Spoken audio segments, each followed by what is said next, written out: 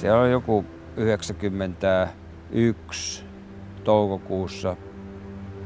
Yöllä sitten näin sellaisen unen, että minun pitää kuljettaa ihmisiä veneen päälle.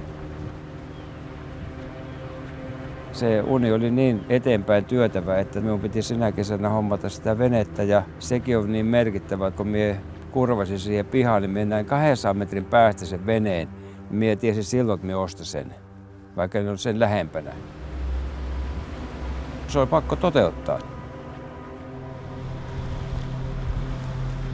Minusta kun oikein poliisi saattuessa kuljetettiin venettä sinne veteen, jotta se oli aika sellainen hieno tapahtuma. Ja olihan se lehdistö vähän kiinnostunut siitä, että mikä kylähullu tämä nyt on tällä.